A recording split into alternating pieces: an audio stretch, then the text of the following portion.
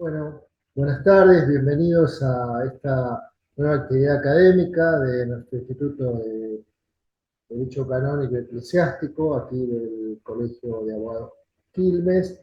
Estamos, como ustedes bien saben, en una modalidad híbrida, es decir, que estamos en parte acá presencial y en parte ustedes están participando con nosotros de manera virtual.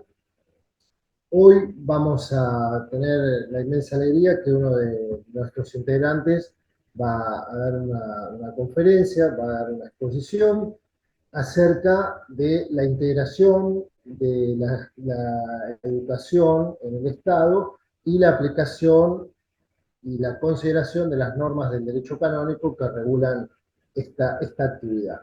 Las convergencias, los puntos de conexión y la mecánica de esta charla será del siguiente modo. Ahora le vamos a presentar al doctor Ricardo Lugo, que va a estar a cargo de esta charla. Él va a dar la exposición y sobre el final ustedes podrán hacer las preguntas que consideren. Se moderará. Acá va a estar María Paz moderando las preguntas de ustedes y con gusto esto a modo de coloquio podemos hacer intercambios, enriquecimientos y como siempre están todos invitados a integrar y acompañar esta tan noble actividad académica que desarrollamos. Bueno, como les dije anteriormente, hoy va a estar a cargo de la exposición del instituto en esta temática el doctor Ricardo Lugo, que además de ser un matriculado de esta casa, es una persona de enorme experiencia en materia educativa, por eso le hemos propuesto esta invitación, que con gusto la ha aceptado, no solo desde el desempeño profesional, sino que él ha intervenido, ha participado en calidad de funcionario público en toda esta disciplina, en especial asesorando, acompañando, llevando a cabo gestiones, y su enorme experiencia nos va a posibilitar enriquecernos con sus conceptos. Así que vamos a darle a él entonces la dirección de sus palabras y vamos a escucharlo con mucha atención. Así que bueno, muchas gracias, Bueno, doctor. gracias Alejandro, gracias al resto de los miembros del instituto. Vamos a hacer que pueda quedar algo de todo lo que tenemos que decir, pero que queden elementos que sean de valor. Lo que vamos a hacer en realidad es un abordaje a un tema tan particular, aunque tiene normas muy generales, que es la educación. Y después también vamos a ingresar en cuál es el rol que tiene la Iglesia Católica. Pero primero vamos a ir desde lo más sencillo. En nuestro sistema, el argentino, nosotros siempre pensamos que hay un único sistema educativo. Bueno, ya empecemos a decir que no hay un sistema educativo, sino que hay 25. Por imperio de la Constitución Nacional, el artículo 5 impone que la educación pertenece a las jurisdicciones provinciales y a la Ciudad de Buenos Aires. Y parece razonable que sea así. Fíjense, México, Brasil y Argentina, en Latinoamérica, que por su extensión territorial y por su población no pueden centralizar la educación, lo que hacen que es dividirlo, direccionarlo hacia las autoridades provinciales. El artículo 5 de la Constitución Nacional, el 3 de la Constitución de México y el 17 de la Constitución de los Estados Federativos de Brasil establecen este principio. Y es bastante razonable que sea así. Reitero, es tan amplio nuestro territorio como es el de Brasil y como es el de México, que no se puede centralizar. Por eso los tres sistemas a los que hicimos referencia son estados federales, mientras que el resto de Latinoamérica son todos estados unitarios, donde hay una sola unidad de criterio para la mayoría de las acciones, por varias razones. Primero por razones políticas, pero esencialmente porque el diseño territorial lo permite, que es lo que no nos permite a nosotros. Por eso nosotros lo tenemos diversificado. En este orden de idea, decimos que el artículo 5 de la Constitución Nacional establece que la jurisdicción de cada provincia es la que tiene la obligación, el derecho y el deber de llevar a cabo la educación. Pero solamente nos referimos a la educación obligatoria, porque como ustedes bien saben, educación universitaria y terciaria tiene autonomía. Por lo tanto, la nación tampoco ingresa, solamente converge con con el acuerdo por las partidas presupuestarias. Pero la autonomía desde el año 1918 de las universidades hace que las carreras y los diseños curriculares se vean exclusivamente desarrollados por cada una de las facultades y por el Consejo Superior de cada universidad. Por lo tanto, que llegamos a la conclusión que la nación, como Estado, no tiene ninguna injerencia en la educación. Esto funciona de esta manera. No la tiene, porque son las provincias las que tienen este desarrollo. Pero hay que hacer una mención. El artículo 75 de la Constitución establece las actividades que debe hacer el Congreso. Y si ustedes se fijan en el inciso 19 del artículo 75, dicen que la nación provee una serie de medios económicos para el desarrollo de cada provincia, pero no ingresa en lo que serían los contenidos curriculares. Tiene que haber un equilibrio. Y ese equilibrio se desarrolla a través de una institución. Es el Consejo Federal de Educación. El Consejo Federal de Educación está integrado por el ministro de Educación, bueno, hoy es secretario, y por cada uno de los secretarios o directores generales de Cultura y Educación de cada una de las provincias, y con las autoridades de las universidades. Ahí no se establecen mecanismos que desarrollen las currículas, sino solamente se establecen una serie de acuerdos. Por ejemplo, el ejemplo espero que sea sencillo de entender. El Consejo Federal de Educación establece para todas las provincias que tiene que haber una determinada cantidad de días mínimos en cada jurisdicción, sea La Rioja, Buenos Aires, Tierra del Fuego, que es un número exacto, 219 días. Estas cosas sí las pueden desarrollar, o pueden desarrollar este acuerdo. Un niño a los 9 años, más allá de la provincia que fuese, debe conocer las 4 operaciones elementales de las matemáticas, de sumar, restar, dividir y multiplicar, entre los 9 y los 10 años. Pero no ingresan en cómo es o cómo se provee para el saber en cada una de las jurisdicciones. Tiene que haber un equilibrio, y lo hay, porque, reitero, el artículo 5 es el que ordena, con carácter obligatorio, y es una cláusula pétrea de nuestra Constitución, que la educación es de cada una de las provincias. Bueno, esto pasa así, ya habíamos dicho, en México, en Brasil y en Argentina. Pero acá hay varias circunstancias, y yo les pido que hagan la abstracción de intentar entender lo que no es tan sencillo. Fíjense, la provincia de Buenos Aires, naturalmente, es la provincia más poblada. Por lo tanto, es la que tiene el sistema educativo más grande. ¿Sí? Para que tengan un concepto, todos los días, a las 8 de la mañana, a las 13 horas y a las 17:30, ingresan a los colegios de la provincia de Buenos Aires 3.200.000 alumnos. Ingresan y egresan, por supuesto, que es lo normal, lo diario. Yo quiero que lo tengan les pido que lo tengan en comparación. ¿Por qué? Porque, por ejemplo, Tierra del Fuego tiene 2.800 alumnos. Y la provincia de Buenos Aires, ya lo dijimos, tiene 3.200.000. Entonces, naturalmente, el proyecto para resolver una circunstancia de esta naturaleza tiene que estar extremadamente resuelto no solo por el educador. Y acá donde yo les pido que entiendan esto, que es el rol del abogado. El abogado tiene mucho para decir en el abordaje de los temas, de la reglamentación dentro de la educación. Porque la educación no es un tema exclusivo de educadores. Deben estar los educadores, pero quien debe reglamentar, en esto nosotros podemos ser muy útiles. ¿Qué es lo que habitualmente hacemos?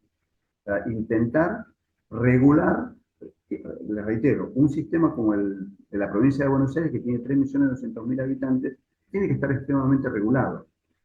Porque además hay otra consideración. Nuestra provincia, la de Buenos Aires, tiene un gran sector urbanizado, que es lo que nosotros habitualmente llamamos el conurbano, descontando la ciudad de Buenos Aires, pero después tiene un enorme territorio rural, donde también debe llegar la educación. Y hay un pequeño sector que se maneja con una particularidad muy precisamente del lugar, del territorio, que son las escuelas de islas, todo lo que es el Paraná Menor y el Delta. Y funcionan de otra manera. Naturalmente no entran a la misma hora porque los ríos, la crecida de los ríos y las corrientes no le permiten hacer como nosotros tenemos costumbre de llevar a los chicos a las 8 de la mañana o a las 7:30 en la escuela secundaria. Todo eso se modifica en el interior también, se modifica la actividad de los docentes y esto tiene que estar arreglado. Este sí es un inconveniente. ¿Por qué? Porque no es razonable, esto desde mi punto de vista, que todo este enjambre, todo este sistema administrativo se regule exclusivamente de la ciudad de La Plata. Alguien en el piso 13, en la calle 12, regula todos los horarios y todas las actividades. Cuando ya lo acabamos de decir, acá hay claramente tres sectores. Uno densamente urbanizado, uno rural y uno de islas. Entonces, sería razonable que se pueda descentralizar la toma de decisiones. Y esto es lo que hoy no se está logrando. Por eso en muchas ocasiones hay una confusión respecto a cómo deben funcionar los servicios educativos. Reitero, los servicios educativos obligatorios, porque esta es la otra cuestión. Nuestra constitución nuestra constitución provincial establece que el nivel inicial, la educación primaria y la escuela secundaria es obligatoria. Pero no es si quieren los niños, es obligatoria para los padres. Esta es la diferencia. Es obligatoria. Debe ser gratuita y debe ser laica. No puede establecer principios que no puedan ser resueltos racional o científicamente. Por eso en las escuelas públicas, en las escuelas públicas de la provincia de Buenos Aires, no puede haber religión. Y es razonable que sea así porque el principio es laico. Ahora, ¿cómo hace el padre, cómo hace el niño que quiere tener educación católica? Bien, nuestro sistema provincial establece un diseño público y un diseño privado. Y ahí es donde se puede ejercer la opción. Y los títulos son exactamente iguales, porque eso ya se resolvió por una ley, la 14.563 del año 58, que fue cuando nacieron también las universidades. Esto es hoy, pero la educación no fue siempre así. Nuestra nación, cuando recién dio a luz, el 9 de julio de 1816, ya había escuelas. ¿Y quiénes estaban al frente de las escuelas? La Iglesia Católica. Porque quiero decirles que las iglesias cristianas, la primera llega en el 1918, llega casi 100 años después. Por lo tanto, la única educación que existía era la católica. Tengan presente esto. La Universidad de Córdoba, que es nuestra primera universidad, nace a través del Colegio Montserrat, que era un colegio católico. Allí tiene sede la primera universidad de nuestro país, que es la Universidad de Córdoba. Y la segunda, que fue la Universidad de Buenos Aires, tiene sede en el Colegio San Carlos, que era también de la orden jesuita. ¿Por qué había tal intervención? Bueno, porque la Iglesia siempre ha tenido, es el canon 793 del Código Canónico, que establece el derecho y el deber de la Iglesia Católica de consagrar los principios de Jesús en aquel que lo quiera, aprender y desarrollar. Y dice, es un deber y es un derecho, dice el canon 793, de los padres y de la Iglesia Católica. Pero, luego dice, es un deber y es un derecho, pero debe estar regulado por las normas del Estado en el que corresponda y se muestra. No son las mismas, porque ya lo dijimos, las normas, por ejemplo, de México, Brasil y Argentina, que las del resto de Latinoamérica, porque son países políticamente diferentes. ¿Qué tiene que hacer la Iglesia? Bueno, lo que dice el código, el canon 801. Tiene que adaptarse a las condiciones y a las normas de cada uno de los países. ¿Qué es lo que hace? En nuestro país se ha hecho a través del concordato, que es el acuerdo de la Santa Sede con la República Argentina del año 1966. Y así es como funciona. Porque el acuerdo, si bien es con el Estado Nacional, luego se traslada a cada una de las jurisdicciones, pero ya lo dijimos, nuestro sistema no es único, nuestro sistema tiene 25 sistemas educativos. Y en esto, vuelvo a lo que dije al principio, el derecho es muy útil, porque somos los que conocemos para resolver circunstancias que se producen en ámbitos tan particulares y tan distintos entre sí como son los de la escuela. Porque además, nuestro sistema tiene una división muy clara. Está el sistema público y está el sistema privado. Pero cuidado, tanto el sistema público como el sistema privado está fiscalizado y regulado, supervisado por el Estado, pero no por el Estado nacional. Debe entenderse que el que lo regula es el Estado provincial. Ya lo dijimos, lo vamos a reiterar, la educación, la educación solamente está en las cuestiones vinculadas a las cuestiones presupuestarias de las universidades públicas, las privadas ya que no. Bueno, este es un pantallazo más o menos amplio, yo sé que es demasiado amplio para que se entienda rápidamente, pero vuelvo a decir algo que nosotros aquí en el instituto lo hemos charlado mucho, lo hemos resuelto de un modo que lo que nosotros precisamos, y es la función que hoy vengo con total humildad aquí a presentar, es que abordemos, que conozcamos el sistema, para ver después cómo intervenimos, porque no se puede intervenir si no se aborda el conocimiento de un sistema como este. Yo les reitero, podemos ser extremadamente útiles, pero no solo los abogados, no solo los educadores, contadores, médicos. Yo tengo presente que hay una materia que es la educación sexual integrada. Aquí la trajo en la provincia de Buenos Aires, cuando se instauró, la trajo una médica, un grupo de médicos, no la trajeron educadores. Después se fue desarrollando y me tocó pautar la reglamentación de que haya educadores. Pero también se deben acompañar con otras reglas, con otras normas a las que nosotros intentamos o podemos aportar. Y después hay una cosa más. El abogado suele considerar que la educación no es un campo de acción muy útil, o que no le sirve en lo profesional. Yo les quiero decir que hace más de 35 años que digo esto. ¿Por qué? Por dos razones. La primera, que tengo poca competencia, porque el abogado no quiere ingresar en este tema. Y me parece que está todo por desarrollarse. Que nosotros, reitero, podríamos ser muy útiles, pero extremadamente útiles. Así como somos útiles, la católica también podemos ser muy útiles al funcionamiento de los colegios públicos y privados. Y ahí es donde nosotros tenemos que abordar primero el hecho y después sí intervenir. Esto me parece, y espero, y lo decimos siempre en el instituto, que espacios de esta naturaleza son útiles si logran, si tienen la virtud de despertar un ensayo de razonamiento acerca de los temas que nosotros tratamos. No para conocerlos es importante, sino para luego intervenir, para luego desarrollar ideas sobre este hecho. Porque la educación, como cualquier otra actividad, necesita de formaciones diferentes. Ya no es más la educación que es exclusivamente de los maestros y profesores. No lo es más. En mi caso yo soy profesor, pero también soy abogado. Por eso lo digo, porque sé que si fuese solo profesor no podría abordar estos temas solo. Pero si fuese solo abogado tampoco. Hablo en la provincia de Buenos Aires. Les reitero, la provincia de Buenos Aires, 3.200.000 alumnos todos los días, ingresan e ingresan de las escuelas, en todos los niveles y modalidades, escuela pública y escuela privada. Esto se tiene que desarrollar reglamentariamente, por un lado. Y entre la provincia de Buenos Aires y la ciudad de Buenos Aires, que es el otro gran conglomerado educativo, forman el 40% de todos los alumnos de la República Argentina.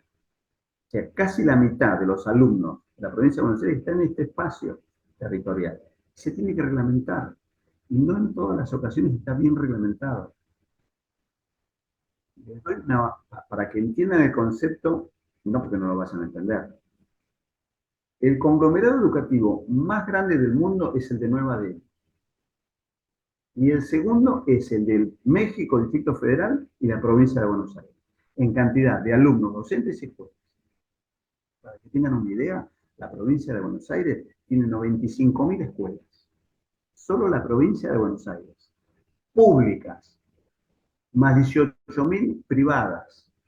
El número tiene que hacernos reflexionar respecto a que la reglamentación debe funcionar de un modo muy particular, porque en el mundo la única que no supera es el sistema de Nueva Delhi. Entonces, no es razonable no entender que esto tiene una magnitud de tal entidad que debe ser bien establecida las reglas, las normas, pero no solo para que funcione mejor, que es lo más natural, sino para que cumpla la función para la que fue creada, que es la formación integral de nuestros alumnos, la formación integral de los niños en edad escolar obligatoria. Y acá debemos ingresar en la función de la escuela católica. ¿Sí? Dice el canon 793 del Código Canónico. Los padres y la Iglesia tienen el deber y la obligación de formar a sus niños no solo en la actividad exclusivamente del conocimiento, sino hacerlo trascender con la mayor espiritualidad, que es el concepto de Jesús. Claro, no necesariamente todas las familias son católicas, no estamos diciendo que sea obligatorio. El canon 806 dice precisamente, no es obligatorio. El padre elige, porque para eso tiene esa condición tan particular el papá, para poder elegir dónde va a llevar su niño, para formarse. Ahora, si lo hace en la iglesia, perdón, en la escuela católica, debe entender que su formación no es exclusivamente la del conocimiento, sino también la de los valores de la espiritualidad.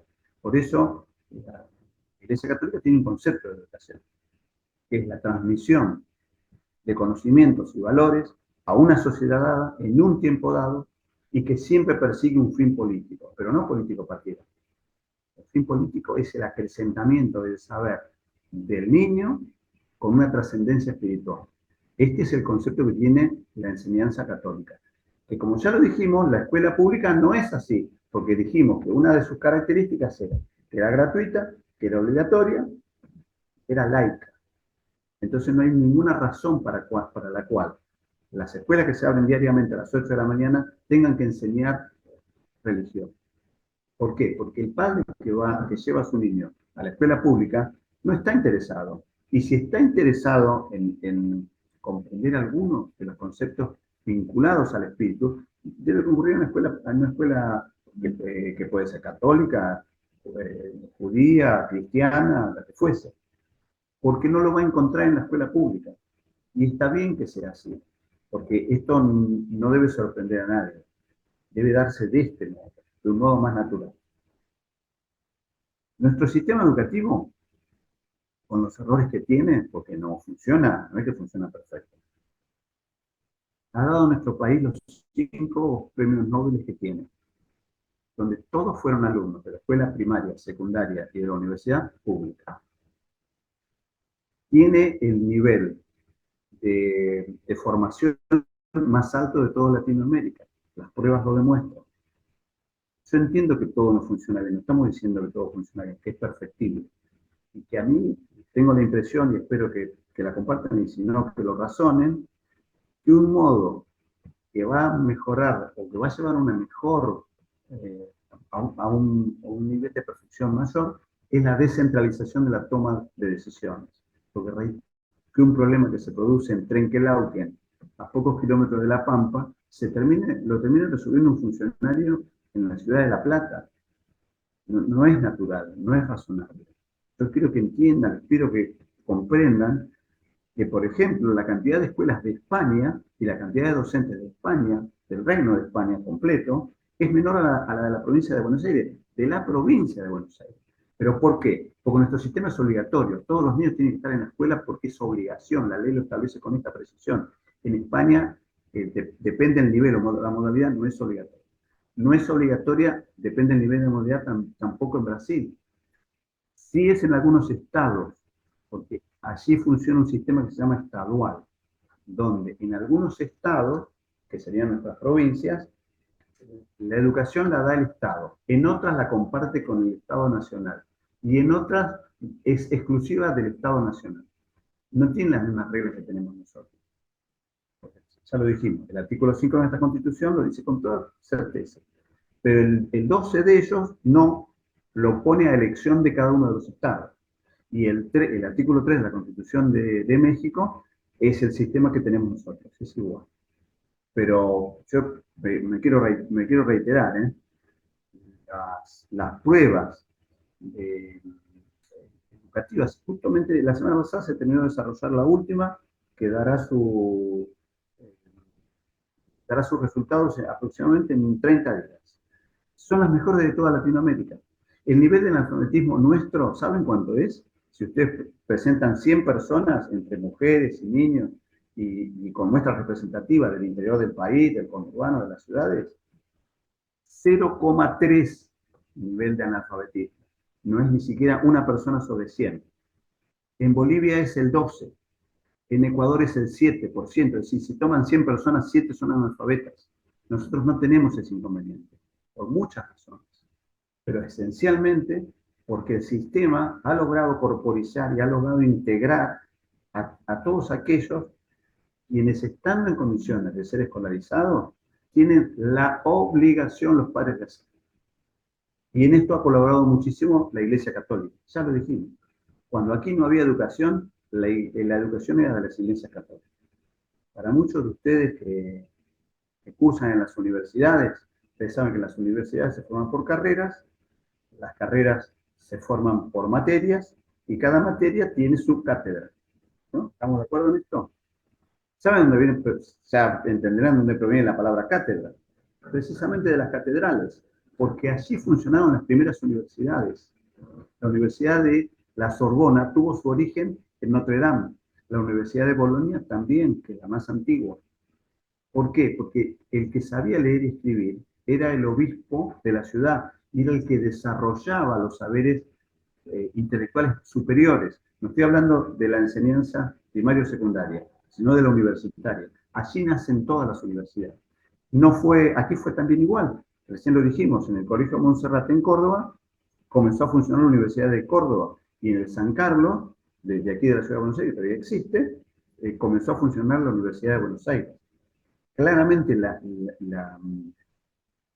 Iglesia Católica ha tenido un rol esencial, porque los primeros títulos universitarios no los dieron los estados, los dieron las universidades católicas, que eran las que desarrollaban los saberes superiores.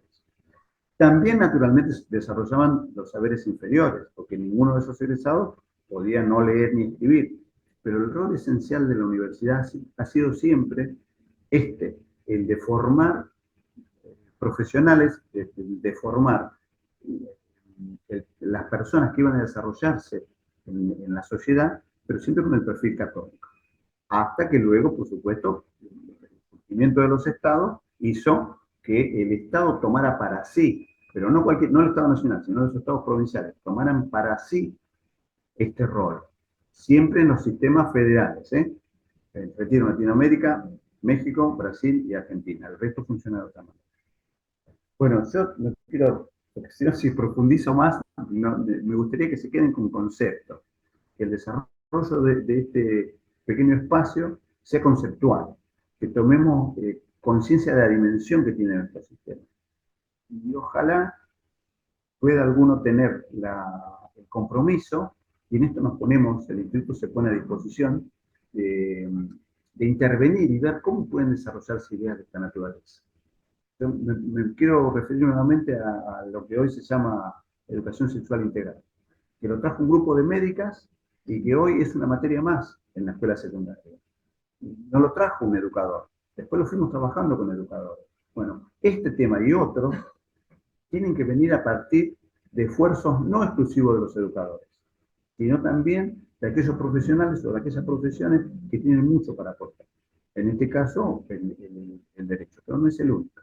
Esto me gustaría sí que lo razonen, que lo tengan como pauta y que hagan el esfuerzo por entender que el sistema se forma entre muchas personas. El sistema no funciona ni se forma solamente con educadores. El educador es esencial, pero no es el único, ni es lo único. Bueno, esto espero que sea finalmente el corolario de este espacio, que en realidad lo íbamos a dar entre dos personas, la licenciada Sandra Matera, que por un problema de salud no está, esperemos que esté bien, ella también tiene una enorme experiencia, ella es una educadora, es una docente, no es abogada, pero también tiene otro, un concepto distinto. Bueno, hoy no pudo venir, esperemos que Sandra esté bien y que en la próxima sí podamos abordar este y otros temas, bueno, desde el otro lugar, desde el otro espacio, que es propiamente el del educador. Bueno, yo me gustaría, para no redundar, Bueno, cuántas cosas y cuánta riqueza que nos ha transmitido el doctor Ricardo Lugo con su experiencia, nos ha clarificado un montón de realidades de nuestro estado y del mundo, antecedentes, la verdad que ha sido una muy profunda y nos ha enriquecido con su charla pedagógica. No olvidemos que él, además de ser abogado, tiene la docencia. Eso es una prerrogativa que contribuye enormemente a poder transmitir conceptos y realidades. Pero bueno, este es un espacio, como dijimos hoy, después de escuchar sus conceptos, sus acentuaciones, donde podemos compartir a modo de coloquio, alguien que tenga alguna duda. Ahora María José les va a ir dando la palabra al que quiera compartir, sin ningún tipo de resquemor, de vergüenza. Acá todos estamos aprendiendo lo que nos ha compartido el doctor Ricardo Lugo. Así que le damos a ella la moderación para que vaya escuchando todo. Perfecto, buenas tardes a todos. Y no sé si les pasa a ustedes, luego de escucharlo a Ricardo, y nos llama la reflexión, ¿no? Respecto del sistema que tenemos, que a veces creemos que conocemos un poco, y la verdad que es bueno alguien de primera mano, que conoce el sistema, que nos pueda dar este panorama para reflexionar. Y qué alegría también contar con la presencia de ustedes, que están interesados en este abordaje, muchos están estudiando, están haciendo esta incursión como profesionales, futuros profesionales.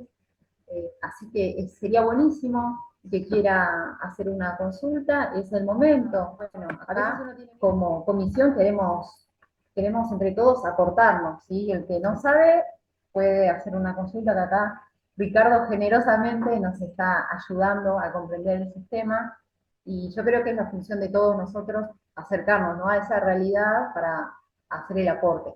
Así que cualquier consulta que quieran hacer, acá su lema nos dice: excelente, muy claro, el doctor Lugo, y es un gusto escuchar al doctor también López Romano. Algunos por ahí se conocen, otros es la primera vez que están conociendo.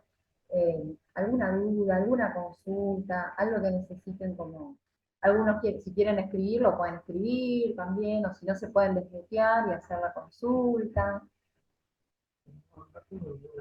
Me sorprendió la monstruosidad del tamaño del sistema educativo, más que nada acá en la provincia.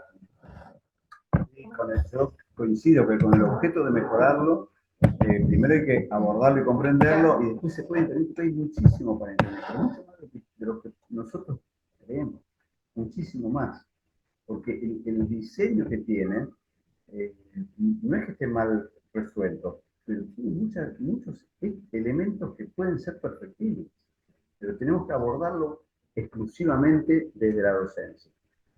La docencia es esencial, y es más, la mujer en la docencia es esencial, esencial, pero no es lo único, debemos colaborar, debemos ver cómo podemos diseñar mejores proyectos. Y esto se puede hacer, porque nuestra formación nos permite esto.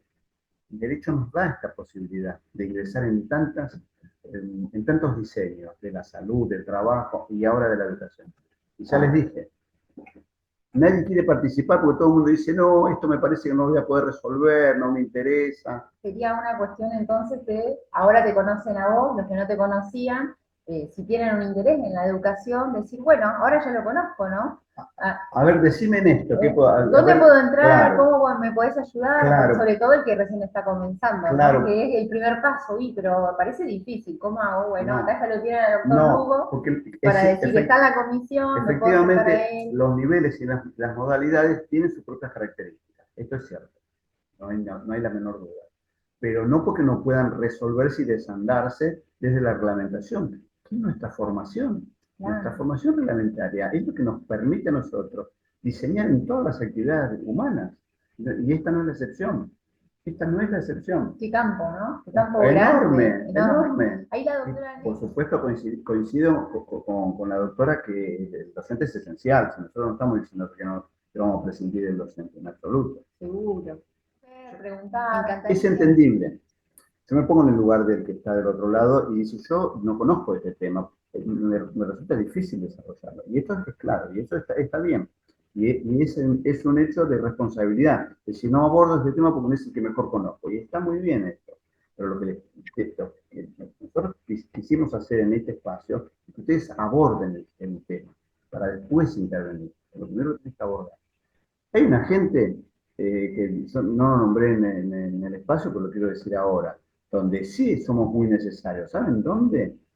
En los sindicatos docentes.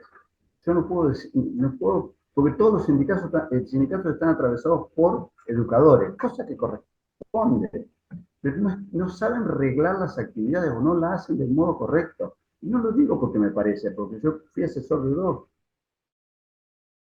no sé, de un surteo, por el que tengo enorme respeto, no estoy diciendo que funcione mal, pero cuanto más aporte podamos darle, el que se va a beneficiar primero va a ser el afiliado, pero el que termina de beneficiándose es el alumno, que es la razón de ser del sistema. La razón de ser del sistema siempre es el alumno, nunca es el docente. El docente es el medio. Todos los esfuerzos deben estar llevados a los alumnos para resolver las cuestiones que presentan los alumnos. Imaginen ustedes, 32 millones de chicos ingresando todos los días. ¿Creen que no hay ningún problema? Todos los días a las escuelas. Por supuesto que lo hacen. Desde ya. Es imposible que no lo hacen.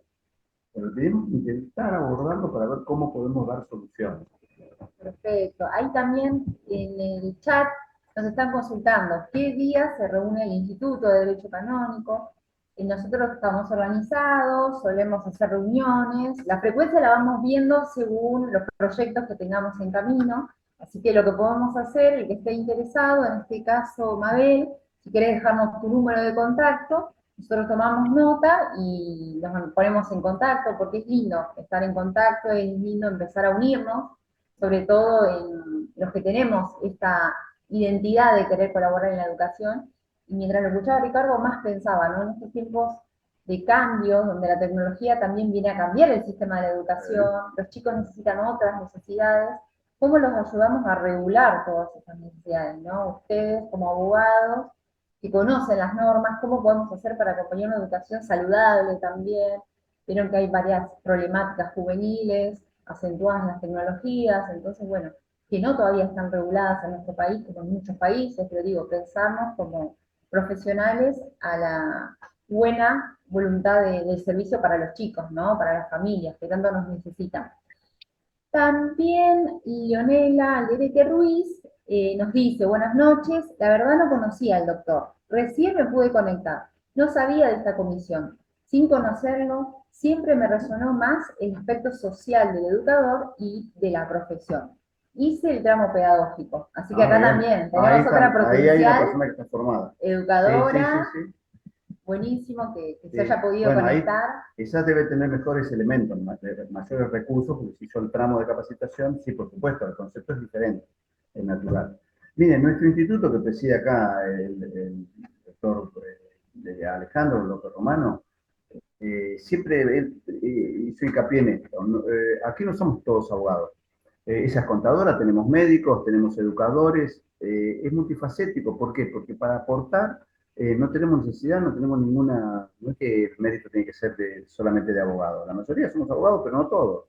Y ustedes no saben qué enriquecedor es esto de tener otras visiones. Porque esto no sucede, los abogados creemos que todo pasa por nuestras reglas. Y a veces es así, pero no es siempre. Por eso, tener personas que están formadas en otras áreas de conocimiento es extremadamente enriquecedor. Nosotros nos comunicamos con todos aquellos que quieran tener la posibilidad de encontrar una serie más de elementos que le permitan ver cómo pueden intervenir en educación o en otros temas necesarios que damos a disposición. Un poco acá como estamos compartiendo, eh, y viene la gran cantidad de inquietudes que nos alegra mucho, como dice acá Ricardo. La interdisciplina nos permite enfocar las temáticas desde diversas ópticas, ¿no? Y recordemos, para los que preguntaban cómo funcionamos, cómo nosotros trabajamos, cómo es nuestra dinámica, que la pandemia nos cambió la vida a todos, ¿no? No sé si para bien, para mal, para muchas cosas positivas. Nosotros antes teníamos encuentros hermosos, nos encontrábamos una vez por mes, cada 2 meses, se proponían temas, se hacían órdenes del día, después compartíamos un café, sacábamos temas que eran de interés, buscábamos expositores internacionales, nacionales, de acuerdo a las inquietudes de cada uno, ¿no? Pero bueno, la pandemia nos hizo ahora adaptarnos a la fuerza a esto nuevo. Es un espacio de intercambio y de concepto que intentamos para, reitero, lo que dijimos al principio, abordar un tema para después poder instrumentar cómo podemos ingresar, porque en realidad el fin de esto es ver cómo podemos ser útiles. Primero abordamos, que es conocer, y luego después intervenimos. Esta es la idea, que la plasmamos desde el primer momento que lo dijimos. Si no hay más preguntas, no hay más inquietudes, alguien no quiere escribir, aparte para nosotros es un orgullo que en nuestro instituto tengamos una persona de esta preparación en esta temática en especial y su generosidad en compartirla, en alentar, en motivar. Y como les decía, bueno, nuevamente vamos a ir agradeciéndoles el interés, la participación, las inquietudes y agradecerle, aunque sea un aplauso virtual. Nosotros estábamos acostumbrados antes de la pandemia a nuestros expositores a despedirlos con un aplauso, como un agradecimiento. Sí, Bueno, nosotros, muchísimas gracias por el respeto de escuchar y por las ponencias. Quedo muy reconocido. Gracias.